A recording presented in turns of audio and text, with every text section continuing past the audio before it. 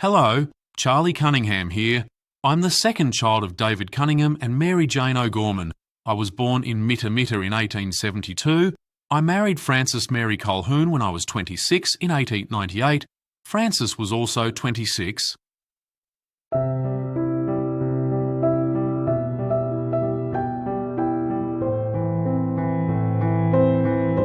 A year later, we had twin boys Charles and Frances.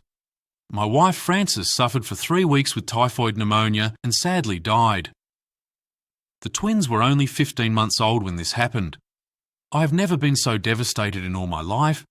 I gave my boys up to their mum's 2 sisters.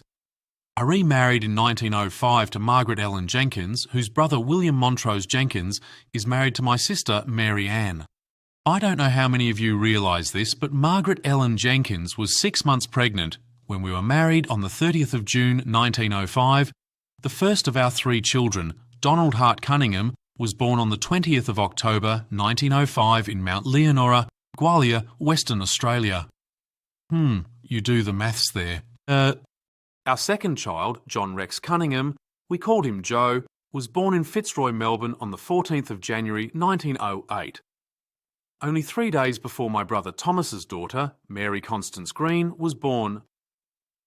7 years later, our daughter Margaret Gwendolyn Cunningham was born in Cottesloe, Perth, Western Australia.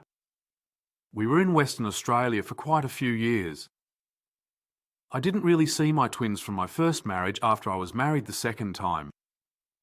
While I certainly didn't live a very long life, but being a miner for most of it, I guess it was about the correct life expectancy for a miner. I departed this world on the 12th of August 1924 when I was only 52 years old. I was very unwell for 2 months prior to my death. My cause of death was tubercular pneumonia. Somehow, my sister Ellen Cunningham, who was married to Isaac James Brown, managed to arrange my funeral for the following day. There was no death notice, only a funeral notice posted on the day of my funeral. The funeral was held the day after I died. I'm a bit puzzled as to how anyone had enough notice to even come to my funeral. I'm buried in a very plain brick grave in the Presbyterian section of the Brighton Cemetery without a headstone. I'm fairly sure I was Catholic, so that's another little puzzle.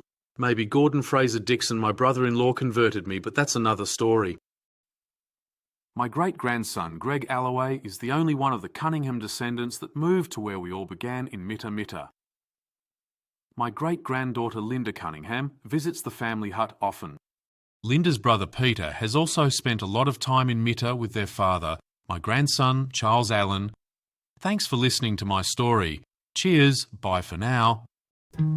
Charlie Cunningham from Mitta Mitta, husband to Frances Mary Colquhoun, father of twin boys Charles and Frances, and tragedy struck hard, deep. Typhoid pneumonia took his young life and left him heartbroken and with problems he couldn't handle. He gave his boys away to their aunties, split them up, then he ran off to the mines. Married another woman who was 9 years younger, and 3 more children he did create. The life of a miner brings riches to life, but the life of a miner is short and sweet. Charlie Cunningham had 52 short years to have a good hard crack at life and all it brings.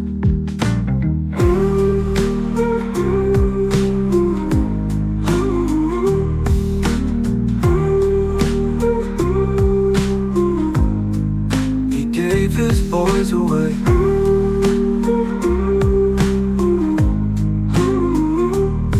to their aunties, split him up and he ran off to the mines. Married another woman who was 9 years younger. 3 more children he did create. The life of a miner brings riches to life, but the life of a miner is short and sweet. Charlie Cunningham had 52 short years to have a good hard crack at life, and all it brings